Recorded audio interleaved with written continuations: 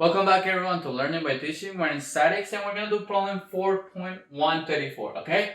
It says, replace the wrenches and the force acting on the pipe assembly by an equivalent resultant force and moment at point O, okay? So my point O is this one over here, which is my origin point. Now, if we want to replace these forces, this 300 newtons force, 200 newtons force, and 100 newtons force, what we need to do is that we need to add them up and find a resultant force. So, first of all, let's define each one of these forces with f of 1, f of 2, and f of 3. Okay? Now, if we look at f of 1, which is this guy over here, is 300 newtons, but these 300 newtons are only going up. So basically, f of 1 is equal to 300 in the k direction. Obviously, my units are newtons. What about f of 2? Well, if we check f of 2 is defined with a 45-degree angle between my x-axis and my z-axis. So, what I will have is that I will have 200 multiplied by the cosine of 45 degrees for the I direction. Well, the I direction is positive, but the z direction is negative. So I will have 200 multiplied by my sine of 45 in the z direction or the k direction. And obviously this is in newtons. Last, f of 3, which is this 100 newtons over here, is only going in my y direction. So I'll have 100 in my j direction. Okay, and in newtons. Now, if we add them up, so our resultant force, so F of R, is going to be equal to, so we add all the I components. Well, if we look, F of 1 doesn't have I component, F of 2 has 200 multiplied by cosine of 45, and F of 3 doesn't have any. So basically all I have is 200 multiplied by the cosine of 45. So let's see how much that is. So we can plug it right away. So 200 cosine of 45 and gives me 141.4. I'm going to round it up to 141 in the I direction, okay? Now what about the J direction? Well, if we look back again, the only J direction I have is this 100 newtons. So I'm going to plug plus 100 in the J direction. Okay, good. Now in the k direction, I have this 300 minus 200 sine of 45. Well, 200 and cosine of 45, it gave me 141. So basically this one is going to be negative 141. Now I'll have 300 minus 141. That will give me positive 159 in the k direction, okay? And these guys are in newtons. Okay, so we found f of r. Last, we need to find the moment. So let's first define the moments that we have in our system already. So let's make this one moment 1, and then let's make this one moment 2. So if we define them, moment 1, what is moment 1? Well, moment 1 is 100 newtons per meter only in the z direction. How do I know it's in the z direction? Well, because the z is the parallel axis with respect to the direction that is given to me. So I have that this is going to be 100 in the k direction, and this is newtons per meter. What about moment 2? Well, moment 2 is in two directions, in the x and the z direction. Now, it's going to be 180 multiplied by the cosine of 45 degrees in the I direction. Well, how do I know if it's positive or negative, if it's counterclockwise or clockwise? Well, let's check it out. So, the pipe assembly looks like this in that case, and this is rotating like this, right? My x-axis, my positive x-axis is at this tip. So if I were to look at it like this, we can check that this moment is rotating counterclockwise, therefore it's positive. Okay? Now, what about the z-axis? Well, we go back again. Since this is rotating like this, then we position like parallel to our z-axis. So we were rotating like this, right? So we position parallel to my z-axis. Now we look from the position of my positive z-axis.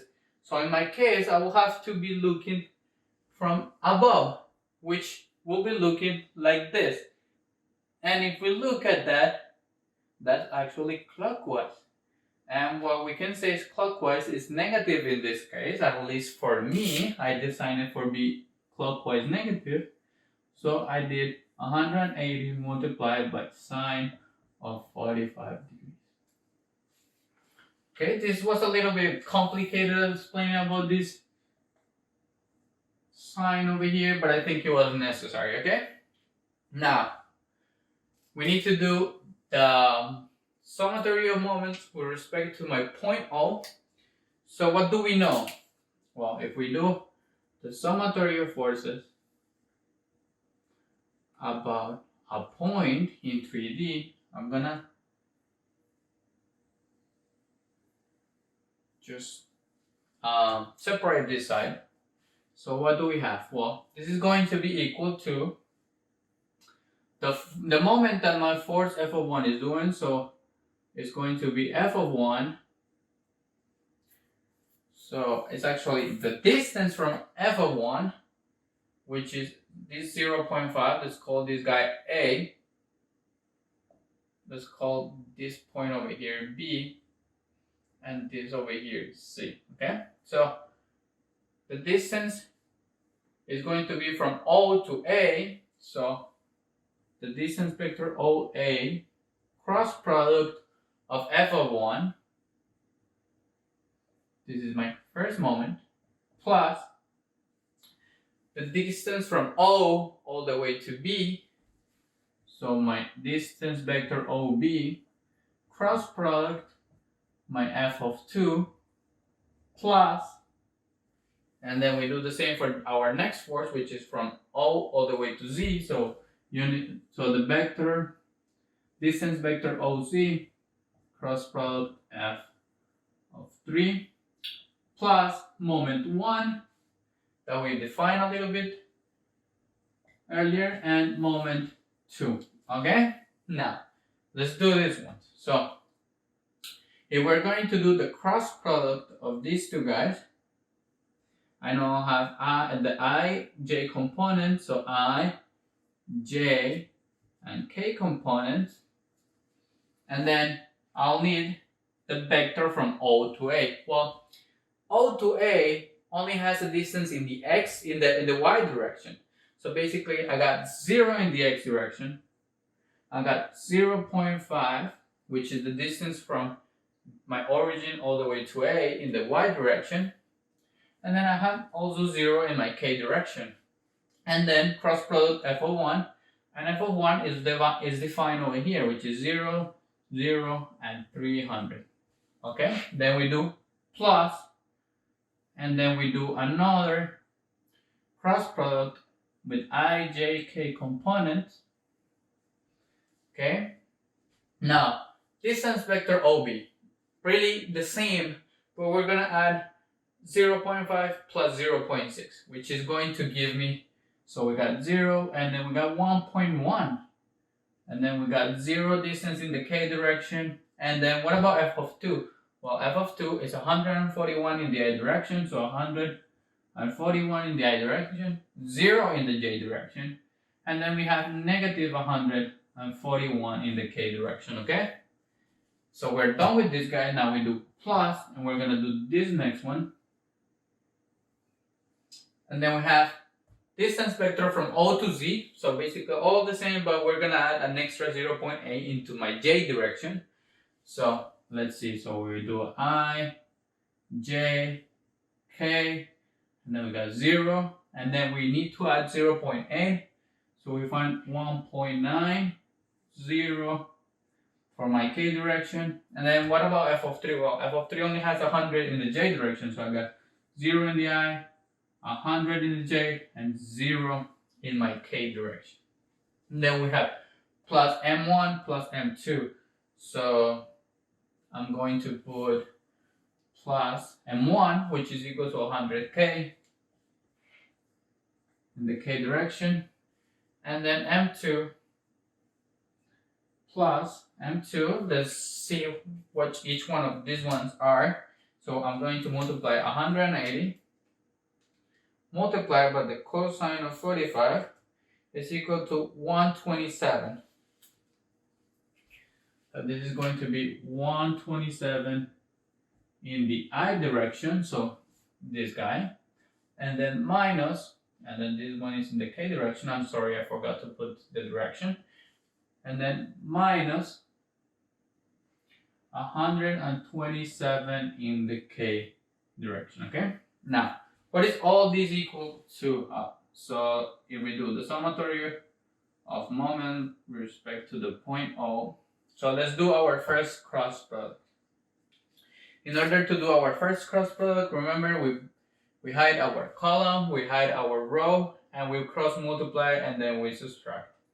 So what do I mean? So since we hide this column and this row, we're left with only this square over here. And we're going to multiply 0.5 multiplied by 300. So that gives me 150 minus 0 times 0, that's 0. So that's all I have.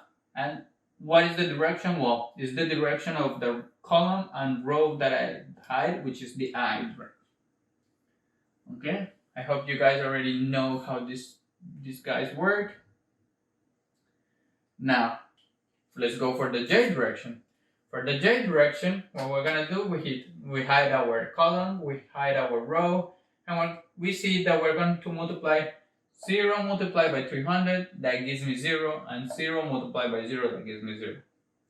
If we go to our k direction, we're going to do 0 multiplied by 0, and 0 multiplied by 0.5, that gives me 0. So I'm done with my first cross product. What about my second one? Well, what about in the I direction, I have 1.1 multiplied by negative 141. So I'm gonna have negative, and let's check how much that is in the calculator. So 141 multiplied by 1.1, that gives me 140. So is that actually 140? No, that gives me 156. So negative 156 minus 0 times 0, that gives me 0.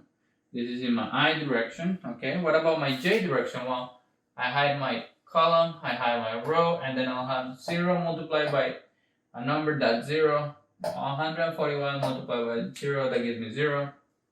Now, what about my k, which is I hide this and I have my row. I'll have 0 multiplied by 0, that gives me 0. But I'll have minus 141 multiplied by 1.1.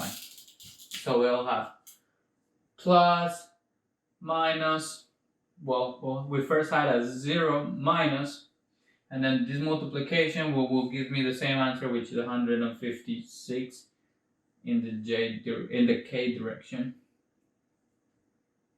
Okay, and we're done with this guy. Plus, now if you guys check, all these cross product is going to be 0, because if I have my I column and row, I'll have 1.9 multiplied by 0, 100 multiplied by 0, that's all 0. If I have my j, well, I'm hiding actually all the numbers are non-zero, so all these is 0. And then if I have my k, I'm going to be left with 0 multiplied by 100 and 0 multiplied by 1.9, that's all 0. So all I'm left with is 100k in the k direction plus 127 in the I direction minus 127 in the K direction. So all we have to do is now add these guys up. So let's check that out. What do I have in the I direction? So for the I direction, I have this one, and then I have plus this one. So I will have 150 minus 156 plus 127. That gives me 121 in the I direction.